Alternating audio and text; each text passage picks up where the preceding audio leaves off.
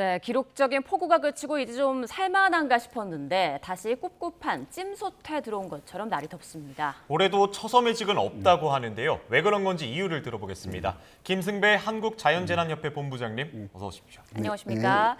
네, 본부장님, 좀 비가 오고 나면 기온이 좀 떨어지지 않을까 싶었는데 정말 찜통더위, 찜솥더위가 다시 찾아왔습니다. 이것도 비구름이 남긴 수증기의 영향일까요? 그렇습니다. 그 남쪽에서 고온다습한 수증기들이 계속 우리나라로 유입이 되고 있거든요.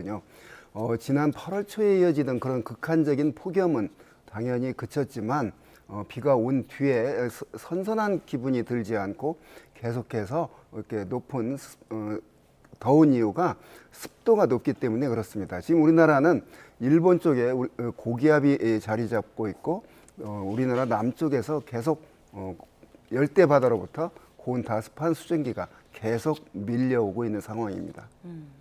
네, 오늘 오후에도 전국 곳곳에 지금 기습 소나기가 예보돼 있습니다. 비구름이 이제 지나간 줄 알았는데 오늘 소나기의 원인은 무엇입니까? 그렇습니다. 지난 그 거제도에 내릴 때의 그런 어떤 강수 형태는 아니지만 계속해서 강한 햇빛에 의해서 해가 뜨면 지면 부분이 가열이 되고 그러면 주변에 있는 수증기들과 함께 상승하면서 이제 응결에 대해서 비구름이 생기고 그게 쏟아지는 그런 소낙성 강수는 오늘과 내일까지도 계속 내륙에서 나타날 것으로 보입니다. 네, 오는 23일이 절기상 처서인데 올해는 처서 매직을 기대하기 어렵다는 그런 전망이 나오더라고요. 그렇습니다. 최근 여름 들어서 그렇습니다. 옛날에는 처서 그러면 목이 입이 삐뚤어질 정도로 공기가 맞아요. 확 달라졌거든요.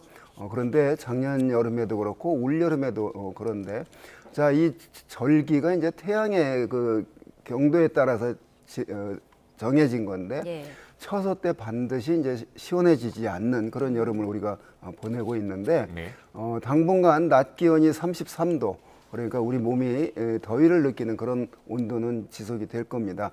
거기에다 아까 말한 남쪽에서 습한 공기들이 계속 유입이 되고 있기 때문에 좀 시원한 그런 그 느낌이 없는 그런 날씨가 계속 이어질 겁니다. 일부 지역에서는 밤 기온이 떨어지지 않는 열대야도 나타날 겁니다. 네, 이 거제나 이제 통영 지역 등 이제 피해가 좀 참혹했지 않습니까? 비가 그치자마자 근데 곧바로 폭염이 지금 덮치고 있습니다. 수해 복구 작업도 지금 힘들어지겠는데 감염병 위험도 있다고요? 그렇습니다. 이렇게 많은 비가 온 뒤에 이제 복구를 해야 되는데 기온이 계속 높다 보니까 그 복구 작업하는 분들이 걱정이 됩니다.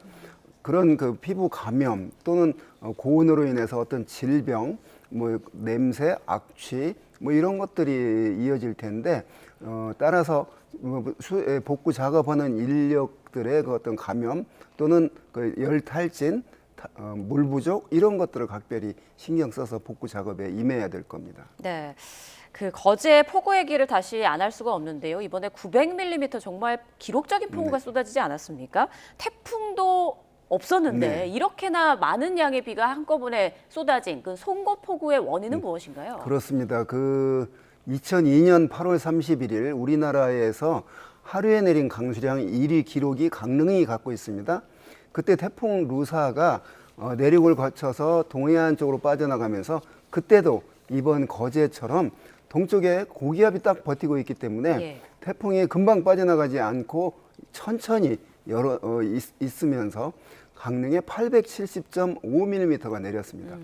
이번에는 그거보다는 적지만 태풍이 아닌 그냥 단순한 온대 저기압 때문에 654.3mm가 2026년 8월 17일 기록됩니다. 예. 자, 굉장히 많은 양인데 그 원인이 이제 여러 시간 동안 계속해서 남쪽에서 강한 하층 제트가 퍼 날라주는 고온다습한 공기가 동쪽에 있는 고기압에 막혀서 계속 그 동쪽으로 빠져나가지 못하고 대개 그런 단시간에 많은 비를 내리게 하는 그 강수 형태는 한두 시간 내에 쏟아붓고 빠지는 그런 형태인데 이 상태는 계속 하루 한 반 정도가 이어졌거든요. 예. 그래서 이틀 동안 한 950mm 넘는 비가 내렸고 하루에 그런 그 600mm가 넘는 그 거제 지역의 강수량을 기록을 했는데 그게 우리나라에서 내린 하루 강수량의 2위 기록이 될 것 같습니다. 네.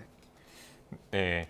정작 이 대미나 저수지가 많은 이 내륙 지방에는 비가 적게 내려서 가뭄 해결에 도움이 되지 않았다. 뭐 저수율 변화가 좀 미미했다. 이런 평가도 있었는데 오히려 홍수나 이제 산사태 위험만 좀 커졌다. 이런 이야기도 있습니다. 그렇습니다. 지금 이번에 내린 강수량이 워낙 공간적으로 굉장히 국지적이었습니다. 그러니까 거제, 통영 부근 두 군데가 많이 왔고 나머지 조금만 벗어나면 공간적으로 한 200mm 정도밖에 오지 않았거든요.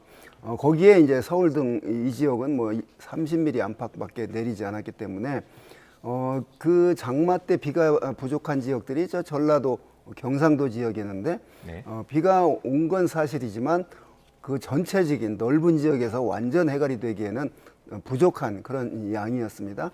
대신 거제와 통영에서는 워낙 많이 왔기 때문에 이제 이렇게 넘칠 수밖에 없는 그런 상황인데 강수량의 그 지역적인 편차가 매우 큰 그런 형태인데 최근 여름 들어서 내리는 비의 형태들이 예. 거의 그렇습니다. 온 곳 작년에도 경남 산청에서는 한 3일 동안에 750mm 안팎의 비가 내렸고 그런데 매우 국지적으로 내리는 그런 형태의 여름철 강수 형태를 보이고 있습니다. 예. 이번에 거제 옥포동 아파트에서는 산사태가 발생해서 인명피해가 나기도 했는데 폭염과 가뭄이 계속 이어지다가 이번처럼 한꺼번에 폭우가 쏟아지면 가뭄 해갈은 잘 안 되는 건 물론이고 산사태 위험이 무척 커진다고 하더라고요. 그렇습니다. 메마른 상태는 이제 시멘트나 아스팔트 포장과는 좀 다르긴 하지만 예. 메말라서 땅이 딱딱해진 상태에서 많은 비가 내리면 땅속으로 서서히 내리면 땅속으로 스며들 텐데 워낙 단시간에 많은 비가 내리니까 그게 땅 표면을 땅이 메말라 있기 때문에 흘러가서 유출이 됩니다. 그러면 강하천이 금방 불어나게 되고 그래서 그런 땅 속에 있는 산에 있는 그 땅들이 예. 그 자갈과 흙이 막 겹치면서 그런 산사태 발생 가능성이 더 높아지는 것이죠. 네, 지금 말씀 중에 중요한 속보가 들어와서 전해드리고 계속 날씨 이야기 이어가 보겠습니다. 트럼프 미국 대통령이 이르면 올해 11월 김정은 북한 국무위원장과 회담을 성사시키기 위해 참모들을 압박하고 있다고 미 월스트리트 저널이 보도했습니다. 월스트리트 저널은 현지 시간 18일 미 당국자들을 인용해 트럼프 대통령이 다음 아시아 순방 때 김정은과 대면 회담을 마련하는 방안을 비공개로 논의해왔으며 오는 11월 아시아태평양 경제협력체 APEC 회의 때 만날 가능성이 있다고 전했습니다.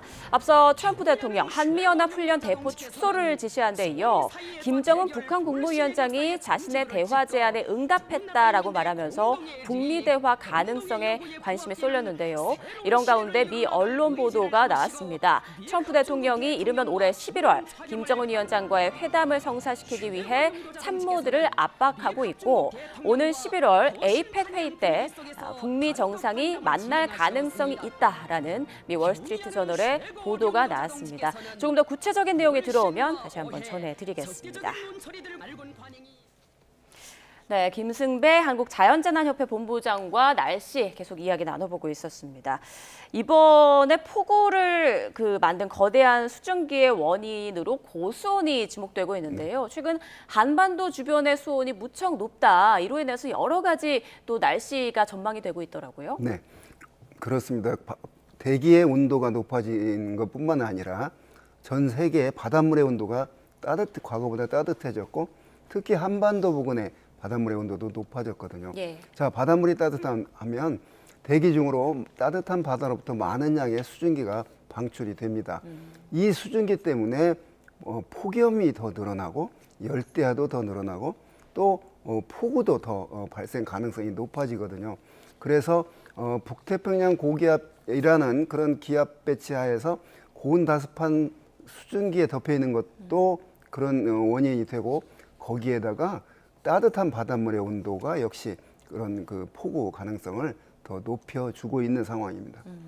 네, 말씀하신 것처럼 이 따뜻한 바닷물의 상태가 이제 폭우를 좀 더 오게 할 수 있다 이렇게 말씀을 하셨는데 그러면 이제 이 고수온 현상이 8월 말이나 이제 9월 초까지도 계속 끌고 갈 수 있다 이런 걸 말씀하시는 건가요? 그렇습니다.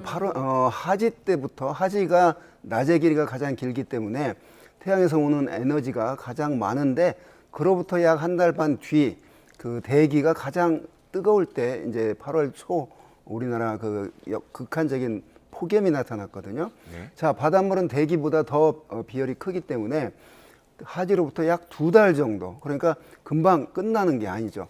바닷물의 온도가 더 높아지는 때가 이제 가장 1년 정도 높은 때가 9월이거든요. 예. 그래서 바닷물의 온도는 금방 식지 않기 때문에 계속 따뜻한 그 바다 상태는 이어질 겁니다. 그렇기 때문에 폭염이 금방 끝나지 않고 뭐 열대야도 금방 사라지지 않고 또 태풍의 발생 가능성도 바닷물이 따뜻하기 때문에 더 높아지고 있는 것이죠. 네, 그렇다면 올해 8월 말에서 한 9월쯤에 태풍이 우리나라에 직접적인 영향을 미칠 가능성 그리고 강력한 태풍이 올라올 가능성에 대해서는 어떻게 보고 계십니까? 충분히 있죠. 지금 오늘 밤에 18호 태풍이 아마 발생을 할 겁니다. 예. 괌 동쪽 그 열대 바다에서. 자, 그 태풍이 우리나라로 한 열흘 뒤 얘기지만 우리나라로 향하진 않을 것으로 보이는데 하여튼 그건 이제 태풍이 발생하면 추적이 가능하니까 예상이 되는 거고요. 예. 아까 말씀드린 것처럼 그런 따뜻한 바닷물 때문에 태풍의 에너지 공급은 따뜻한 바닷물이거든요. 바다에서 증발되는 수증기인데 그런 조건이기 때문에 태풍은 계속 발생할 것이다. 그런데 이제 우리나라에 올 것이냐 안 올 것이냐는 당시 그 우리나라 기압 배치에 예. 따라서 결정이 되는 것이기 때문에 자, 태풍이 앞으로 이제 그런 중요한 한반도 날씨에 영향을 미치는 변수가 점점 더 될 것이다. 바닷물의 온도는 계속해서 9월까지도 따뜻하기 때문에 그렇습니다. 예, 올해 늦더위가 이어지고 강력한 태풍이 올라올 가능성도 있는 만큼 철저한 대비가 필요할 것 같습니다. 지금까지 김승배 한국자연재난협회 본부장과 함께 날씨 전망 알아봤습니다. 고맙습니다. 네.